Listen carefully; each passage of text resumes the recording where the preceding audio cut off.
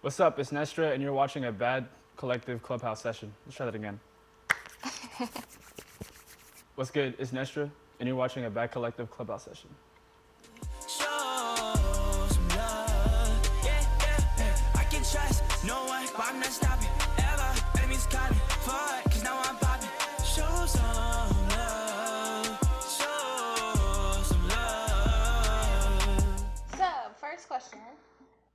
Where are you from? I'm originally from Minneapolis, Minnesota, but then moved down to Seattle when I was about 13. So you could say for like half my life. So you could say I'm from like Seattle and Minnesota, but technically I'm from Minneapolis, Minnesota. How did you get into music? My high school, Nathan Hill, had a radio station called C89.5, and I seen that there was like booths there and there were studios, and that was the first time I've ever seen a studio ever. And I was like just fascinated with that art of a studio and to be able to create.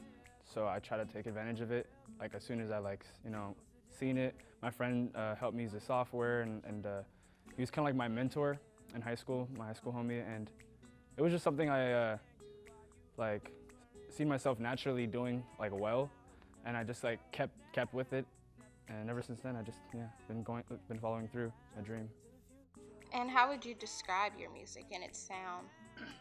Definitely hypnotic, like melodic, like you get lost in it, like you space out when you hear it, kind of vibe. How would you normally say or describe your fashion sense? I'll say like I started getting serious with like fashion, like I say like when I first moved to Seattle, because Seattle has more. It's like a hipster city. And like anything I physically see someone wearing and I think that I could pull off, I'm like, okay, I'm getting that, because I think I could probably drip that out better. And just like, people like that I'm inspired by, like A$AP Rocky or like Pharrell or Jade Smith, just like little things like that. But I definitely, believe that like fashion and like just like the way you look is like a certain way you express yourself and your character. Speaking of A$AP Rocky, how do you feel about his situation right now? Oh, it's pretty janky, honestly. I was just watching like some of his shows and like his impact on hip hop. It's crazy. It's tremendous how much impact he put on hip hop and for the culture. And it's just like it's messed up that he had to go out like that and they just put him in the system. And he was just serving justice, and justice is served cold. He goes like full throttle in everything, whether it's music, fashion, his direction for his music videos, and like. I just feel like he wasn't in the wrong in that scenario in Sweden. That's something a lot of people are kind of not really feeling too sorry for him, because they're like, oh, well, he said, he can't relate to Black Lives Matter things and whatnot. I don't know if it's karma. I feel like it's like, I do believe in karma, but I feel like it was such a like in the moment thing that happened, especially like watching the video. So it was just like him and his like entourage like dealing with the situation in hand, and in some sense I do believe in karma, but I think at that moment it was just like on the fly. What do you think your biggest goal is for yourself and your music this year? Well, my biggest goal is to go on tour. It's something that I really love to do, is travel. I've traveled to London when I was 18 years old by myself, and my mom was like, don't come back in the body bag. And I was like, wow, no faith, cool. So I still did it, and it was like the ultimate experience. It was a whole different culture. It was better than opening a textbook in high school. It was something that I felt like I should have been doing a long time ago, but and the way I grew up, I didn't have everything. So it was definitely like privileged and blessed to do that. So mixing traveling and music together, I just think that having a tour would just like make me extremely happy, and it just like help my brand and my career. Like whenever there's artists that are like pretty big, like for example, Macklemore is one of my mentors right now, and like he has impact around the whole world, because like people like know his songs, and like they might not even know English. His music's really impacting like a mass scale, like around the world, and that's kind of what I want to do. Like I don't want my music to be like super specific for one like race or one culture. I want it to be for everybody and for everyone to listen to and to translate to and resonate to. And you mentioned Macklemore, and I know you did a pretty big show like a few months ago with him, right? At the Crocodile? Yeah. What you say he's your mentor, so what things has he taught you that has really helped you with your journey with music? Well, for one, I was in this, the reason how I got the show was like this youth program for like young artists. And one thing he taught me is just like be genuine in your music, be very transparent, because that's all you really have is yourself and your character in your music. Don't really overthink anything. It's like, he told me a lot of like simple things. And like I felt like I needed that reassurance because I would always overthink everything. So I was just like, yeah, it was a lot. It was like a music school almost, that program that I was in. Who are some of your inspirations when it comes to music? There's so many. Like if my mom didn't move to America, like I'd probably be born in Somalia. So like when I came here in Minnesota, I feel like that's when I was more conscious. It was like Chris Brown was around, Jay Holiday, Omarion, Mario. Like those artists, like they definitely inspired me because they would just use a lot of forms of entertainment to express themselves, such as dance, just singing, rapping, like through their fashion. I just thought it was a whole movement that I really adored. Music evolves, but those are like the core people that inspired me. Michael Jackson. And speaking of like the dancing aspect, I know before when I saw you perform, and also your friend who's in the room with us, TV Respect, perform at I think it was UW, the little cultural center Retro? thing, yeah. Mm-hmm. And you were dancing on stage then, so you try to do that a lot, like when you're performing. Yeah, I try because like growing up in my family, I was like that kid that always danced in weddings. Like I don't know, all my like siblings, they got married at a young age, and like I'm like the only one in my family that didn't. So it's just like my mom would always see me as like the dancer or like the entertainer. So I just like dancing was like in my blood because it was something I fell in love with, like unwillingly knowing. It just like felt good to do. Especially at that retro performance, I was like, this is the time where I could definitely like showcase that. I guess your mom came here from Somalia. Mm-hmm. So how, like, or will we see some like Somalian influences in your music? Yes, my mom. Okay, so like I recently went to my mom's house, and I really love when it's really hard for her to like show me music and stuff like that, because like she's my mom and it's just like that look of it. But like I opened up and it was like when she showed me this song from Somalia, and I was like, wait, I could sample this, and I like appreciated it. So it's like I feel like somewhere along the line, when I have the access to like have a Somali song or a Somali artist like collab or something, it would have to be like at a professional state of my career, because I would want to do it right, and pull it off. What is the language that's spoken over there? So in Somalia, it's just Somali, and then my dad's Ethiopian, but I'm like the culture I'm specifically called Oromo, and the city's called Oromia, and it's just the language is Oromo as well. So like, yeah, I'm best of both worlds. I understand a lot of Somali and Oromo, but I only know like 20% of the language for both.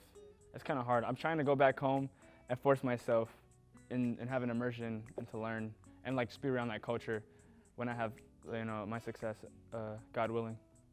So we might hear a few words on the new projects you have coming out. You already know, some when poetry. When are you gonna have some new projects coming out? Mm-hmm. When are you gonna have some? Oh, when? So I'm planning on having a project coming out on the 21st of July, and I've been working on that project with Elon Wright and many more names. And it's just been like, the project is called Texture, and it's been something I've been working on like since beginning of 2018, and it was just like a little idea, and now it's actually coming to life, and I feel like third time's a charm. Like the first project didn't really go well, the second project was like and this is my third project, and I think this is like the project where everyone gets to actually understand my story. You'll have some local artists on there? I have like local like instrumentalists that are playing, like for example Brandon Haley, he's a pretty well-known like saxophone player in Seattle. Drew Harper, he plays guitar. He was on Sound Off with me, which is like a competition in Seattle that they do every year. I think it's just me as far as like artists, but there's like some instrumental. It's like almost like the internet. Who are some of your favorite local artists?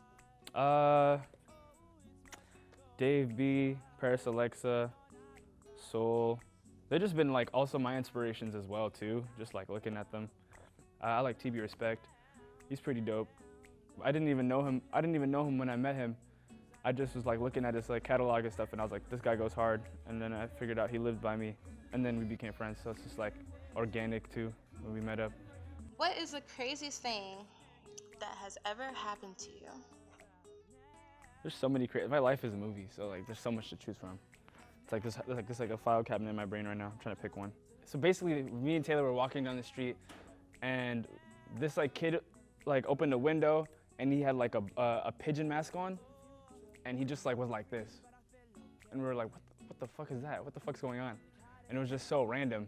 Another thing too, like this guy Taylor was just like trying to pet dogs. He always pets dogs, and like for the first time I seen like a dog bite a human, and then he bit his hand, and I was like, oh my gosh.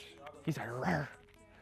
I remember I was in London, and I was trying on some clothes, and an H&M in London, and like for some reason they called them coppers. The security guy is like this copper, like was like thought I was stealing, and I literally wasn't stealing. I just had like the same H&M shirt on the rack. It was, and I don't know why I was running, but I was running because I just like don't like getting caught. I mean, right? Yeah, I don't like getting. Y'all don't like getting caught, right? Come on. And I didn't even do anything. I didn't even steal. So it was just funny when he actually was like stop me. I was like, bro, there's nothing on here. What are you talking about? This is my shirt. And then he's like, all right then, carry on. Like, you're arrested. Come over here. You're arrested. That's crazy. You always seem to be having fun and like in a good mood. I know like on Snap, you seem like you're always at like some park or something, just outside, like enjoying life. Like, how do you stay so positive? Or is it just you're just showing social media that you're positive? Well, that's a good question. I was very observant as a kid, and like my mom owned a restaurant like growing up. It was like a Euro restaurant. It was called Mediterranean Deli, and like she was just always positive to her customers and took very like good care of them, make sure they were like satisfied with their food, and like I was just like, dang, she's so nice. Oh my God, she's so nice every day. She's like having more customers come, like this is amazing. And like it's just something I like you know, seeing it out, like that's amazing. Like I want to be like that when I grow up, just like very caring person. And another big thing is just like nature makes me so happy.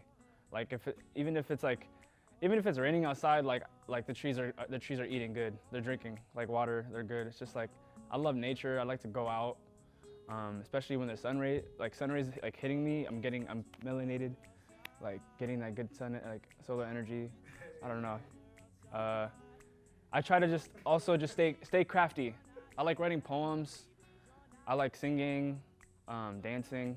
Just expressing myself every day is how I stay happy, I feel like.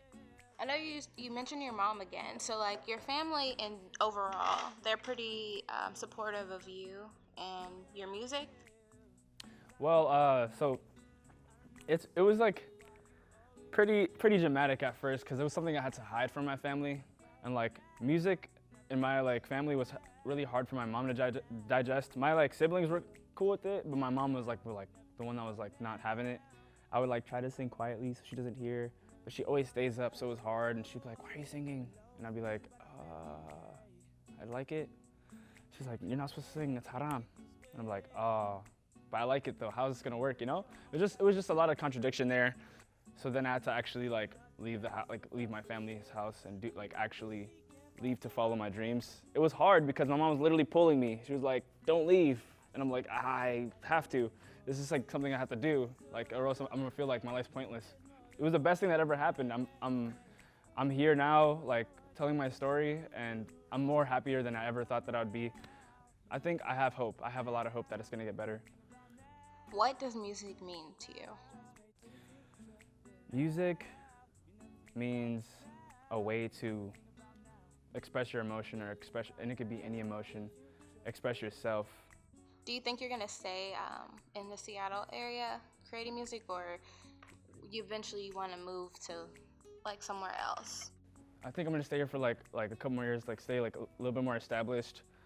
I could safely say like Cat Pill is like probably like it is the first festival show I've had.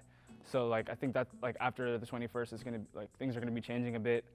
So I have to kind of like stay grounded here and kind of build the fan base here, and then venture out, obviously. But I do want to travel though. Let's ask some questions that aren't music related. Okay. What is your favorite thing to do when you're not doing music?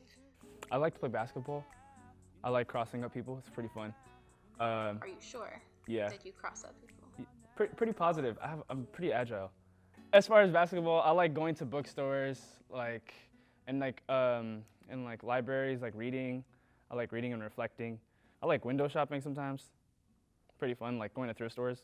Fave place to eat here. Tiger Room, Where's that at? the U District. They Okay. just have really good pad thai, and I like pad thai. When I was in Minnesota, or like growing up, I never even heard of what pad thai was. I was like, what is that even? So like, I first tried it like a year ago, and I just got addicted ever since. What is your favorite Seattle thing to do? My favorite Seattle thing to do is go to Gasworks. I'm always asking my friends, let's go to Gasworks. Cause I just can't get tired of the view of the city and like how hilly it is. It's just like an interesting place that like it just almost has this dreamy feel, this nostalgic feel. Did you guys end up getting a good spot on the 4th of July? Oh yeah, we did. We actually did. It was just so many people like around us, like kids, and like there was like at one point like a random person was sitting like thigh to thigh to me. Like it was really close, but it was worth it. Was it a girl, at least? Yeah. Okay. But she was like she was awkward though. That's why you gotta be confident when they're I was confident as hell too. Boy, I was literally relaxing like this, Hey! and then like she just was like, If they're awkward, sometimes if they're awkward, you can't change that. I was like, it's the 4th. Let's just watch some fireworks and relax. Let's chill. But Not be awkward. yeah, but it's okay. Some people have anxiety. Everyone does. Could have been the beginning of a love story. Oh. I'm blushing, but you can't see because I'm dark skinned. Okay, so one last question to close this out. When you're like 100 years old, what would you want to say you've been able to accomplish at the end of your years? That for my career, for music, or like in general. For music, life. Well, I definitely want to go. just I definitely want to go to Mars. I want to be like, oh, I went to Mars. Hey! I actually went That's there. that's realistic. Yeah. I'll be on my cryo state, so my body doesn't age. And they'll just send you up there. Yeah, just like Interstellar. All right. Any last words? Well, it's NÄSTRÄ again. I just have one message: free your heart. That's a wrap. Thank you so much for this Did opportunity. I it. appreciate you. Shouts out to you. Like, that was amazing. The questions she was asking and like, just the whole vibe. I hope I was professional enough.